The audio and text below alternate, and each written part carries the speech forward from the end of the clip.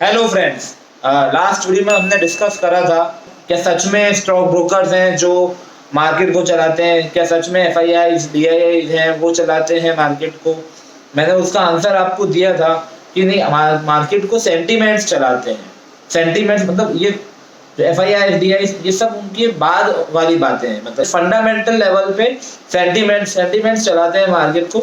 और सेंटीमेंट्स दो तरह के होते हैं, फियर एंड ग्रीड, है ना। फियर एंड ग्रीड दो तरह के सेंटीमेंट्स होते हैं। इस वीडियो में मैं आपको क्या बताने वाला हूँ, मैं ये बताने वाला हूँ कि जैसे मैं काफ़ी रिसर्च कर रहा था, स्टडी कर रहा था, तो मुझे पता पड़ा कि हम जैसे लोअर मिडिल क्लास या मिडिल क्लास फैमिली है, वो स्टॉक मार्केट से पैसा क्यों नहीं कमा पाती, उसके पीछे रीजंस क्या हैं। वो रीजंस मैंने जानने का ट्राई किया। तो उन रीजंस में सबसे पहला रीजन जो दिखा ना कि लोगों के पास फंडामेंटल नॉलेज नहीं है, मार्केट कैसे वर्क करती है, कैसे बिहेव करती है ना, इस चीज की लोगों को, इंडिविजुअल्स को नॉलेज नहीं है ना। एक तो ये चीज, और कुछ लोग होते हैं जो लाइक जिनके पास पैसा है ना, पैसा है बट नॉलेज नहीं है। मतलब मैं आपको कैटेगराइज कर रहा हूँ किस तरह के लोग इस मार्केट में रहते हैं। एक तो ऐसे होते हैं जिनकी मतलब 5,000-6,000 रुपीज पर मंथ वो लगाते हैं, है ना, उनकी उतनी कैपेसिटी है ना। तो उनके पास पैसा नहीं है, इस मार्केट के अंदर थोड़ा ज़्यादा पैसा चाहिए होता है ना। तो उन लोगों के पास मतलब पैसे की कमी है, शॉर्टेज है ना।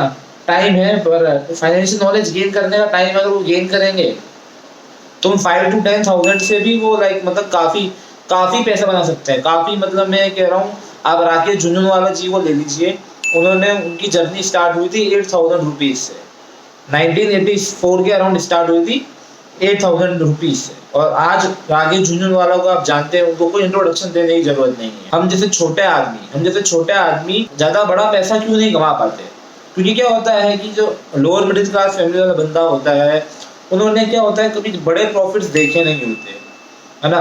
अब जैसे कोई शेयर है जिसमें उन्होंने इन्वेस्ट किया, फॉर एग्जांपल किसी से टिप मिली और इन्वेस्ट कर दिया, है ना। मान लो वो शेयर की प्राइस अभी 100 रुपये चल रही है ना। जो 100 से जब तक अगर आप जिसने टिप दी है, जो वो बंदा टिप दी है, जो फाइनेंशियली एजुकेटेड पर्सन से अगर उसने टिप ली है और उस बंदे ने अगर कहा है कि आप इसे 6 महीने के लिए रोक के रखिएगा, 6 महीने के लिए, तो है ना, तो वो 6 महीने के लिए रोकता है तो उसको और क्या होगा, 100 से 120 हो जाएगा 1 महीने के अंदर ही, फॉर एग्जाम्पल। तो जिसको नॉलेज नहीं है, फाइनेंशियल नॉलेज, जिसने खाली टिप पे किसी दूसरे के भरोसे पे शेयर लिया था, वो क्या करता है, वो उधर ही 20% का प्रॉफिट बुक करके आउट हो जाता है। उसको लगता है कि मैंने बहुत बड़ा तीर मार दिया है, पर उसको ये नहीं पता है कि इसने बहुत बड़ी गलती करी है।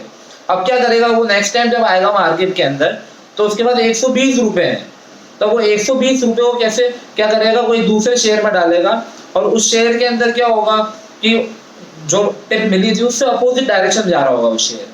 फॉर एग्जाम्पल शेयर 100 रुपये का चल रहा था, है ना, उन्होंने 100 रुपये पे एक नया शेयर लिया, 100 रुपये पे वो 120 वाला जो कमाया वो तो बेच दिया, 100 रुपये पे एक दूसरा शेयर ले रहे हैं, है ना। अब दूसरे शेयर में क्या हो रहा है कि वो नीचे जाने लग गया, जैसे 100 रुपये पे था 95 आ गया, है ना। तो उन्होंने 120 रुपये तो लगा के रखे थे 100 रुपये पे, अब वो 95 आएगा ना, तो 95 पे वो और 100 रुपये लगाएंगे, है ना। तो वो हो गए टोटल 220 रुपये हो गए इनके 95 तक इन्वेस्टेड अमाउंट कह रहा हूँ मैं, है ना।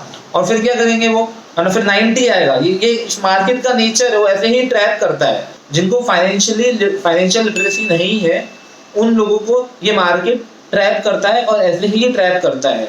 अगर आपको कुछ करना है, आपको सच में अगर मार्केट से जुड़ना है, तो पहले आप फाइनेंशियल लिटरेसी हासिल करें, उसके बाद ही आप इस मार्केट में एंटर करें। फाइनेंशियल लिटरेसी मतलब मैं कुछ नहीं कह रहा, खाली आपको भाव की रीडिंग आनी चाहिए। भाव की रीडिंग अगर आपको आती है ना, तो आपको कहीं कोई दिक्कत वाली बात नहीं है। उसके बाद क्या है कि एक और चीज़ जो हमारे लाइक रिटेल इन्वेस्टर्स मिस्टेक करते हैं, शॉर्ट टर्म अप्रोच रखते हैं। शॉर्ट टर्म अप्रोच का मतलब क्या हुआ, मैं खुद भी मैं इंट्राडे में ही वर्क करता हूँ, मैं ऑप्शंस में ही वर्क करता हूँ, है ना। पर मैं इंट्राडे ऑप्शन सबके अंदर लॉन्ग टर्म अप्रोच से काम करता हूँ मैं। आप इसे कैसे समझाऊँ मैं आपको इसको, मतलब आप क्या जब भी कभी भी कोई भी इन्वेस्टमेंट अगर आप करना जाए, है ना, तो उसके अंदर उस शेयर का पूरा इतिहास चाहे आप एक दिन के लिए सौदा ले रहे हो, पर उसका पूरा इतिहास आपको पढ़ना है। इतिहास पढ़ना है मतलब ऐसा नहीं कि आप गूगल पे पूरी स्टडी करने लग जाए, उसमें एक दिन पूरा हो जाएगा आपका, है ना। तो वो चीज तो हमें करनी नहीं है। हमें क्या करना है, वो ग्राफ जो आ रहा है ना, भाव भाव का तो आपको ग्राफ तो दिख ही जाएगा पूरा। मैक्स मतलब जब स्टार्ट हुआ, जब जन्म हुआ था स्टॉक का, आईपीओ खुला था, उधर से अभी तक का जो भी डेटा है ना, वो डेटा आपको देखना है। वो डेटा में क्या देखना होता है आपको, उस डेटा के अंदर आपको ये देखना होता है कि इस स्टॉक का नेचर कैसे है, कि बिहेव कैसा करता है। मतलब पहले ऐसे ऐसे ऐसे पैटर्न बना था तो कैसा बिहेव किया था, है ना। और अभी अभी अभी ऐसा ही, मतलब तो उस हिसाब से हम काम करते हैं। हमको कुछ ना कुछ दिखता है अच्छा कि हाँ मतलब पैटर्न मैच खा रहा, मतलब ये अच्छा रिटर्न देगा। तो एक तो ये चीज, ये लॉन्ग टर्म अप्रोच रखनी है आपको। शॉर्ट टर्म के सौदे आप ले रहे हैं, लो, कोई इशू नहीं है। पर शॉर्ट टर्म, पहली बात तो मैं आपको बताना चाहूंगा, अगर आपको फाइनेंशियल नॉलेज नहीं है तो आप एटलीस्ट इंट्राडे से दूर रहिए, एटलीस्ट आप ऑप्शन से दूर रहिए, एटलीस्ट आप फ्यूचर्स से दूर रहिए। इन तीन चीजों से दूर रहना बहुत जरूरी है ना। ये एक में ही तीन छुपे थी, 1 2 और 3, है ना। तो इन तीन चीजों से में आपको दूर रहना है ना। और लाइक उसके अलावा आपके आता है जैसे स्विंग ट्रेडिंग आता है। तो स्विंग ट्रेडिंग के लिए भी मैं आपको बताना चाहूंगा, काफी अच्छी नॉलेज स्किल होनी चाहिए आपके पास, तब जाके आप स्विंग ट्रेडिंग में सक्सेसफुल हो पाओगे। मैं तो आपको ये सजेस्ट करूंगा, आप लाइक काफी फ्रेंड्स हैं जो मानने को, या फैमिली मेंबर्स हैं मानने को तैयार नहीं है कि नहीं पहले मुझे नॉलेज लेनी है और फिर उतरना है। सबके साथ कैसे, ऐसे हम दूसरी फील्ड में कोई जाते हैं, अगर हम जैसे मान लो हम साइंस एंड टेक्नोलॉजी, मैंने करी बीटेक करी है मेरी, तो उसके 4 साल का इन्वेस्टमेंट करा है मैंने, है ना। 4 साल में कितना पैसा लगाया, मेरा टाइम लगाया मैंने, मेरा माय मनी माय टाइम दोनों चीजें मैंने दी 4 साल। और उससे पहले के 2 साल, और 2 साल मैंने पूरी कोचिंग करी IIT से, है ना। तो ये होता है, मतलब आपने 6 साल का इन्वेस्टमेंट दिया है ना। उसके बाद आप रिटर्न एक्सपेक्ट कर रहे हैं कि आप जॉब लगेगी।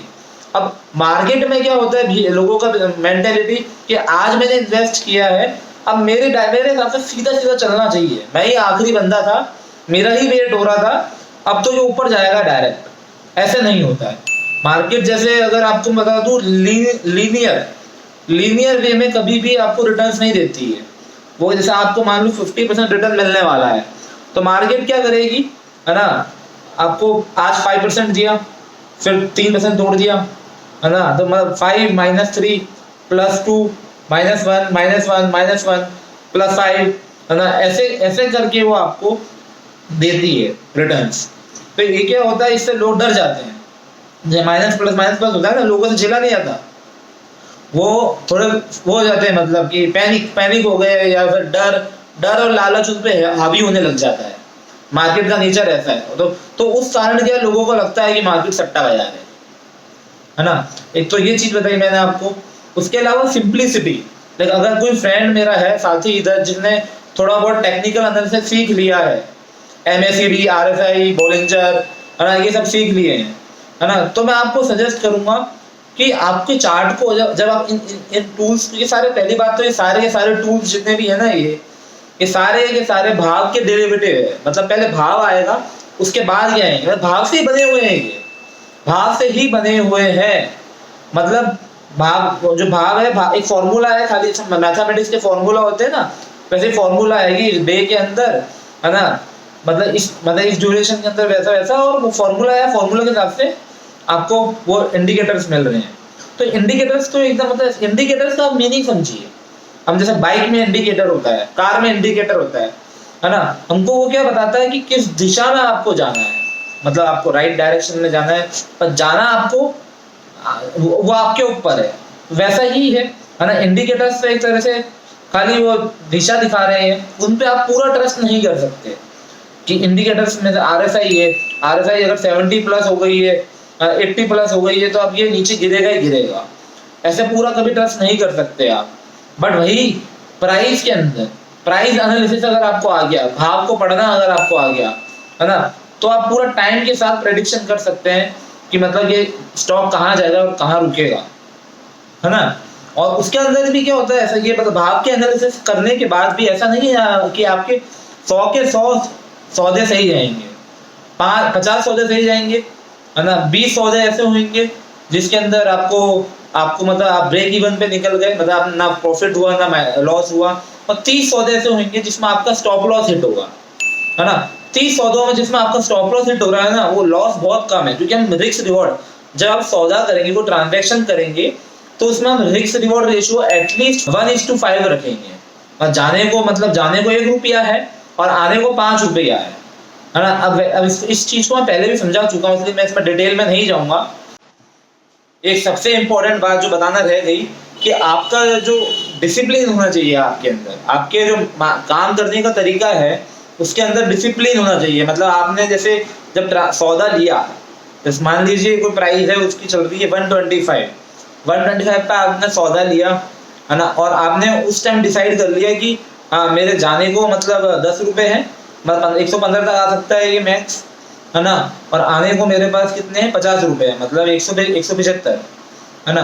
अब क्या हुआ, जब 115 आया तो आपको कुछ किसी की भी नहीं सुननी है, आपको जस्ट लॉस बुक करना है।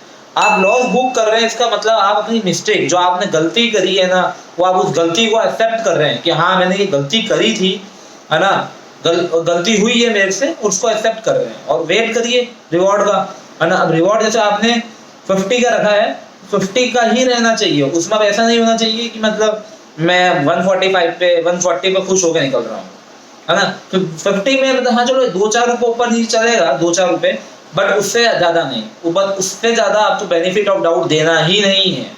ये होता है डिसिप्लिन। डिसिप्लिन के बिना इस मार्केट के अंदर आप 1 रुपया नहीं कमा सकते, 1 रुपया नहीं कमा सकते। शॉर्ट टर्म में जरूर कमा लेंगे आपने 2-4-5 महीने कमा लिए, पर वो मार्केट सारे के सारे पैसे खींच लेगी आपके से, सारे के सारे, अगर आपको एक प्रॉपर डिसिप्लिन नहीं है तो, है ना।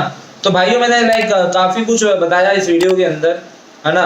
और मतलब मेरा 1-2 चीजें और थी, दिमाग डाउट्स आ रहे थे कि मुझे आपको टिप्स देनी चाहिए या नहीं देनी चाहिए, है ना।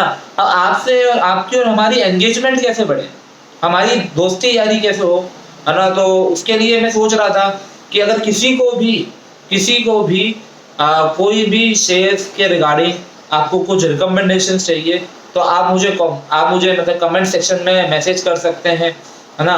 मैं मेरा व्हाट्सएप नंबर भी ऐड कर दूंगा, आप मेरे व्हाट्सएप नंबर पे मुझे मैसेज कर सकते हैं, है ना, कि आपने ये शेयर लिया हुआ है, क्या टारगेट आपको लगता है ना, कहाँ तक ये जा सकता है ना, क्या करना चाहिए इसके अंदर, बाय करना चाहिए, सेल करना चाहिए या होल्ड करना चाहिए या प्रॉफिट बुक करना चाहिए, कौन सी स्टेज में है अभी वो शेयर, मैं आपको पूरा कंप्लीट एनालिसिस दूंगा, ठीक है। तो thank you so much for your time, have a great day.